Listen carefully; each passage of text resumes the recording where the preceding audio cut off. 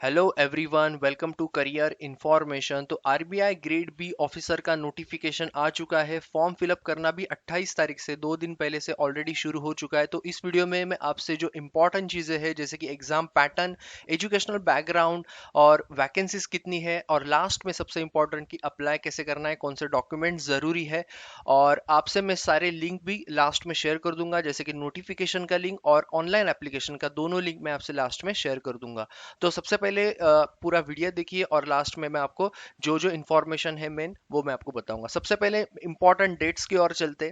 तो online application 18 अप्रैल तक apply कर सकते हो, ध्यान रखना 6 बजे तक शाम को।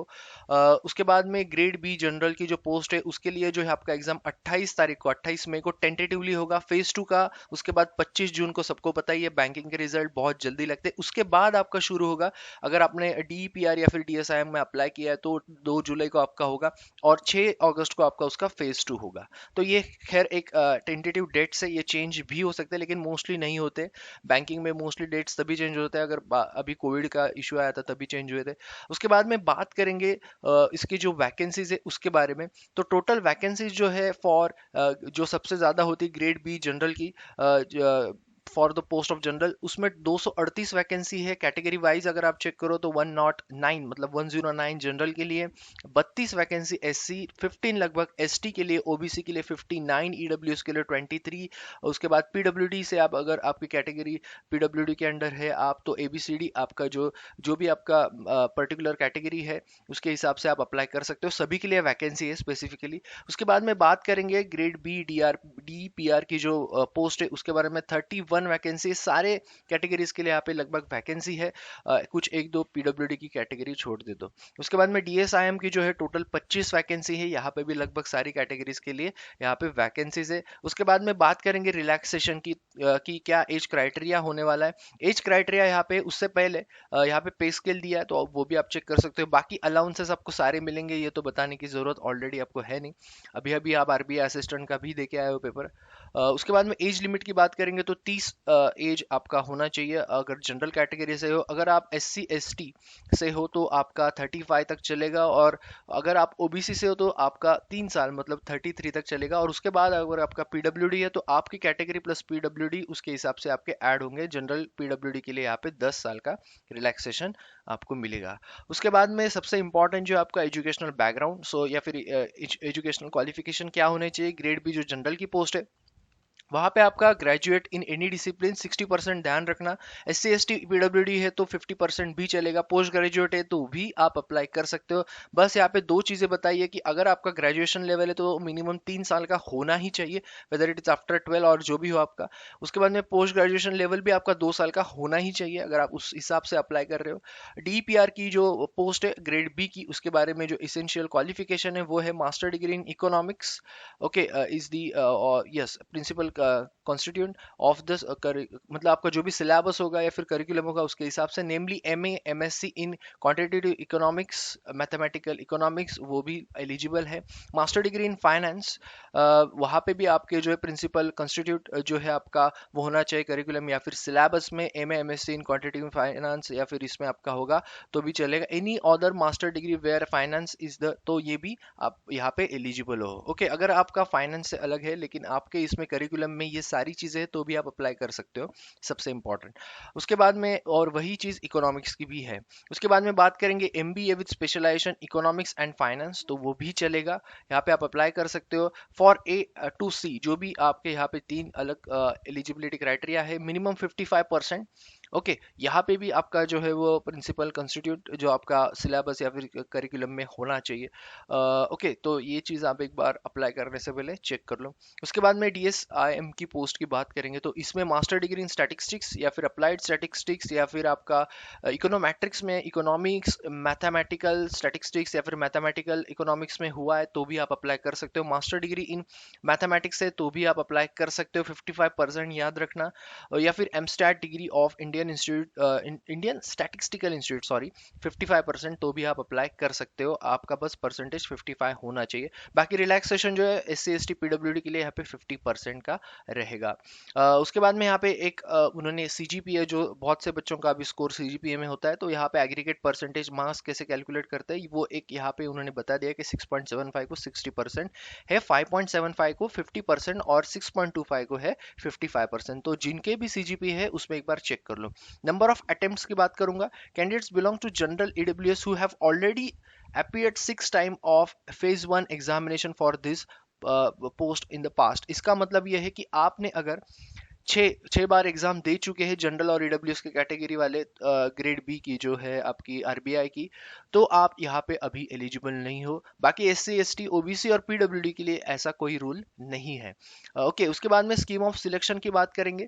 सो online examination in phase 1 phase 2 और इंटरव्यू, डेफिनेटली आपकी तीनों चीजें होंगी यहाँ पे ग्रेड बी की, ये पोस्ट ऑफिसर की, तो तीनों चीजें होंगी। उसके बाद में एग्जामिनेशन सेंटर्स भी आपको जो फेज 1 है उसके लिए सारे मिलेंगे लगभग, जो IBPS या बैंकिंग में वो आपको नजदीक वाले सेंटर सारे लगभग मिल जाएंगे। फेज 2 के लिए अगेन आपको जो है वो कम सेंटर, अगेन जैसे कि ये मेंस जैसा ही है। सो यहाँ पे आपका जो भी नज़दीक सेंटर होगा वो आप वहाँ पे डाल सकते हो। उसके बाद में centre for paper 1 paper 2 and paper 3 DPR DS IM के लिए यहाँ पे सेंटर्स दिए हुए है, तो आप वो भी यहाँ पे डाल सकते हो।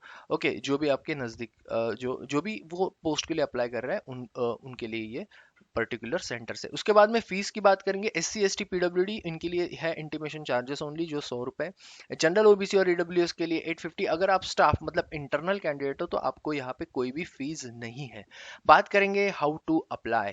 सो हाउ टू अप्लाई मैं आपको एक लिंक बता देता हूँ। So that is the link, आपको यहाँ से अप्लाई करना है, click here for new registration से आपको शुरू करना है, और बाकी आपको फोटोग्राफ का साइज, सिग्नेचर का साइज, सारी इंफॉर्मेशन मैं आगे आपको बताऊंगा। इसका लिंक भी आपको मैं लास्ट में जो है शेयर कर दूंगा, ठीक नोटिफिकेशन के लिंक के नीचे डिस्क्रिप्शन बॉक्स में लास्ट में। ओके, तो यस आप वहां से अप्लाई कर सकते हो। बाकी फोटोग्राफ या फिर बाकी जो सिग्नेचर है या क्या क्या डॉक्यूमेंट जरूरी है भरते टाइम वो मैं आपको आगे बताता हूँ, या फीस कैसे पे करना है, चलन से भरना है या नॉर्मल। तो सबसे पहले चलते हैं हम जो है आपका photograph, signature, left thumb and handwritten declaration. मेरे ख्याल से जो भी बच्चे अभी मतलब बैंकिंग के एग्जाम दे रहे हैं उनको ये सारी चीजें बताने की जरूरत नहीं, लेकिन जो नए लोग हैं या फिर जिनको जानकारी नहीं है, सो आपको ये चारों चीजें चाहिए। उसमें से हैंड रिटन डिक्लेरेशन यहाँ पे दिया हुआ है, आई एंड यू नीड टू, आपको जो है यहाँ पे आपका नाम लिखना है, एंड आपको ये पूरा सेंटेंस रनिंग आपके लिए जो है उसमें लिखना है, ऐसा नहीं कि कैपिटल में वगैरह लिखना है। ब्लैक पेन से लिखेगा सबसे इंपॉर्टेंट, एंड उसको स्कैन करके रखो।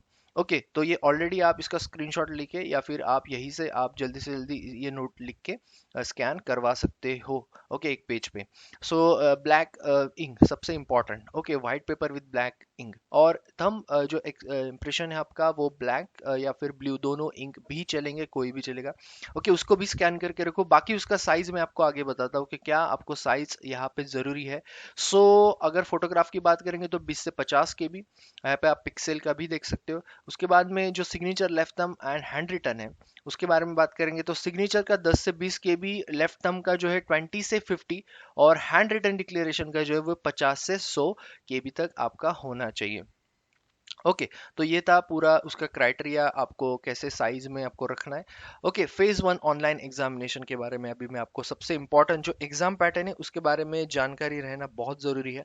सो यहाँ पे आपका जो है फेज 1 जो ऑब्जेक्टिव टाइप होगा 28 मई यहाँ पे टेंटेटिवली बताया है फॉर 200 मार्क्स। तो यहाँ पे जो दिए हैं 4 सेक्शन, जनरल अवेयरनेस ध्यान देना, English language, एप्टी and reasoning.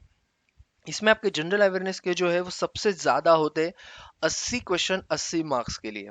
Okay, 80 question 80 marks, वही ज्यादा डिसाइडिंग फैक्टर आपका होता है। इंग्लिश लैंग्वेज जो है वो है आपके 30 क्वेश्चन 30 मार्क्स। जनरल अवेयरनेस को आपको 80 क्वेश्चन को 25 मिनट मिलेंगे, लगभग हाफ एन आवर। उसके बाद में अगेन 25 मिनट आपको मिलेंगे जो है आपका QA, मतलब आपका होता है एप्टी, जहाँ पे आपको 30 क्वेश्चन और 30 मार्क्स के लिए, और आपको 25 मिनट्स मिलेंगे। इंग्लिश का भी लगभग सेम है, 30 क्वेश्चन और 30 मार्क्स, 25 मिनट्स। रीजनिंग इसमें सेकंड मतलब ज्यादा क्वेश्चंस होते हैं जो है 60 क्वेश्चन 60 मार्क्स, और आपको 45 मिनट्स यहाँ पे मिलेंगे। ओके, अगर लास्ट ईयर का मैं जस्ट ओवरव्यू बताऊँ, बाद में एक वीडियो भी शेयर करूंगा मैं। मोस्टली आपका डिसाइडिंग फैक्टर जनरल अवेयरनेस ही ज़्यादा होता है, 80 क्वेश्चन 80 मार्क्स। बाकी रीजनिंग आपको फास्ट सॉल्व करना है, उतना भी एकदम ईजी नहीं रहेगा। इंग्लिश आपका थोड़ा आरबीआई का है तो ओके, तो ये चीज़ इंग्लिश का भी और रीजनिंग का भी, मोस्टली रीजनिंग की बात कर रहा हूँ। ओके, तो खैर ये सारी एग्जाम पैटर्न की चीज़ें जो मैंने आपको बता दी। So candidate have to secure minimum marks separately for each test. तो जनरल अवेयरनेस का भी आपको मार्क्स यहाँ पे जो है जितने हैं उतने लाने पड़ेंगे। उसके बाद में इंग्लिश लैंग्वेज के भी, एप्टी के भी और रीजनिंग के भी, जैसे आईबीपीएस का सेक्शनल कट ऑफ होता है जो एसबीआई में नहीं होता है। Okay, phase 2 online exam. तो यहाँ पे आपका जो होगा उसमें आपका पेपर होगा इकोनॉमिक एंड सोशल इश्यूज। जो पेपर 1 होगा 50% आपका यहाँ पे ऑब्जेक्टिव, 50% यहाँ पे डिस्क्रिप्टिव होगा। ये चीज़ याद रखना, 30 मिनट्स और इसको 90 मिनट्स। सो टोटल आपको 120 मिनट्स मिलेंगे। ओके, और लगभग मार्क्स यहाँ पे 50 फॉर दैट 50% ऑब्जेक्टिव टाइप, और 50 मार्क्स आपको मिलेंगे डिस्क्रिप्टिव टाइप को। तो आपको यहाँ पे 100 मार्क्स का आपका पेपर होगा पेपर 1। पेपर 2 की बात करेंगे तो डिस्क्रिप्टिव होगा। इसमें आपको टोटल जो है टाइम वो 1.5 घंटा, मतलब 90 मिनट्स। 3 क्वेश्चंस पूछे जाएंगे जिसमें आपके राइटिंग स्किल्स या लेटर राइटिंग, बहुत सारी चीज़ें होती है, तो 100 मार्क्स का होगा। और पेपर 3 जो होता है वो जनरल फाइनेंस एंड मैनेजमेंट, जिसमें 50% ऑब्जेक्टिव टाइप, 50% डिस्क्रिप्टिव। टोटल आपको time 120 minutes and 50-50 marks. Again total आपका यहाँ पे होता है 100 मार्क्स। तो ये टोटल रहा। उसके बाद में इंटरव्यू ओके जो होगा आपका 75 मार्क्स का।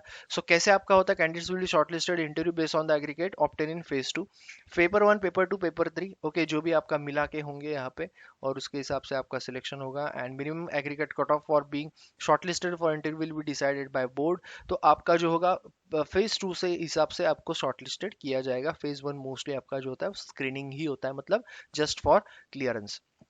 Candidate shall be required to undergo psychometric test भी आपका होगा bank before appearing for the interview. तो इंटरव्यू से पहले होगा। खैर यहाँ पे जो फेज 2 में लिखा गया था उसका जो सिलेबस है यहाँ पे दिया है अच्छे से।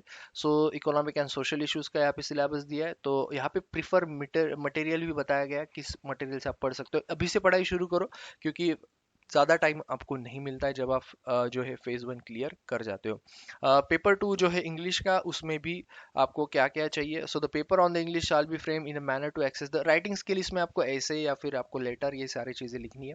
जनरल फाइनेंस एंड मैनेजमेंट, इसका भी यहाँ पे सिलेबस दिया है। और आपको यहाँ पे जो है फाइनेंशियल मार्केट जनरल टॉपिक्स भी दिया है यहाँ पे, और आपको मटेरियल भी दिया है। आप ये मटेरियल भी फॉलो करोगे तो आपको सारी जो है यहाँ पे जानकारी मिलेगी और अच्छे से आप पढ़ पाओगे।